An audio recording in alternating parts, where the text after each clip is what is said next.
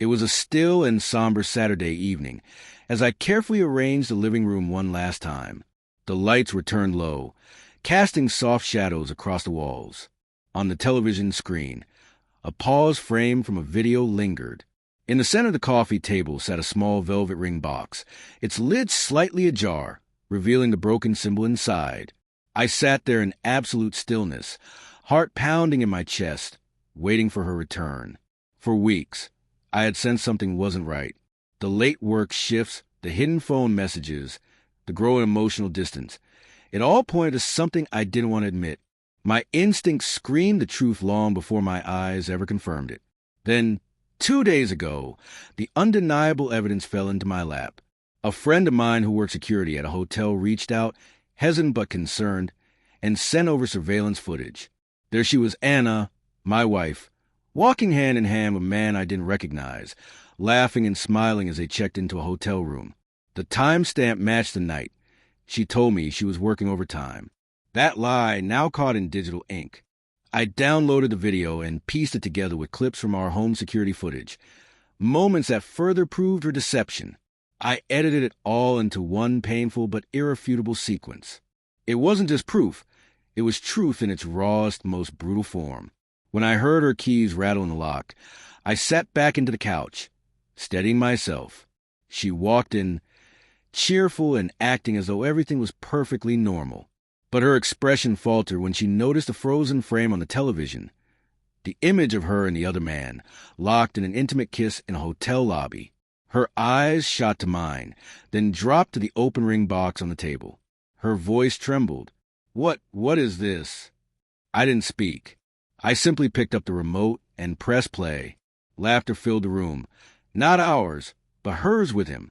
Her voice echoed through the speakers, spinning lies, whispering betrayal, and professing she was tired of being married to me.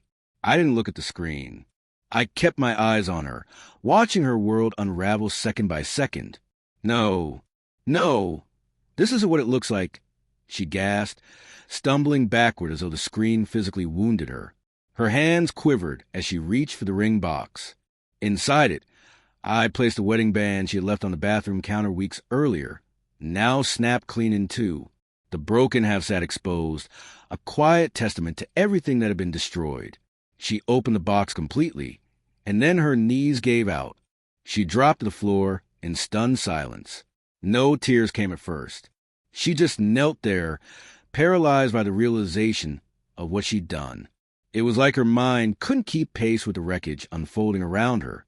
I rose to my feet, walked past her, and gently opened the front door. You can stay here tonight if you need to, I said softly. But tomorrow morning I want you gone. Still, she didn't speak. Her breathing was shallow, and her eyes were wide with disbelief. After a few seconds, her voice finally cracked through the silence. I can explain, she whispered. It didn't mean anything. It was a mistake.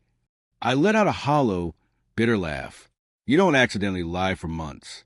You don't just end up in hotel rooms with someone else. That wasn't a slip. It was a series of choices. Over and over again, Anna. You chose this. She reached out, trying to touch my hand, but I pulled away. Please, don't do this, she pleaded. We can fix it. I'll cut things off with him. We can try therapy, anything you want. I shook my head slowly. You ended this marriage the moment you chose him over me. I stayed loyal. I trusted you. I loved you, and this is how it ends. That was when her sobs finally erupted, loud, broken, uncontrollable. But I didn't move to comfort her. Not anymore. That night, I left and stayed at a friend's house.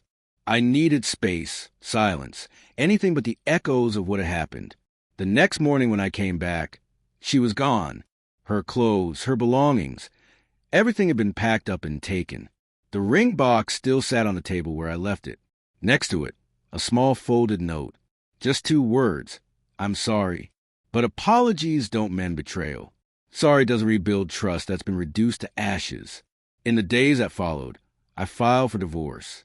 She tried to reach me, through calls, emails, even showing up at my job, but I didn't respond.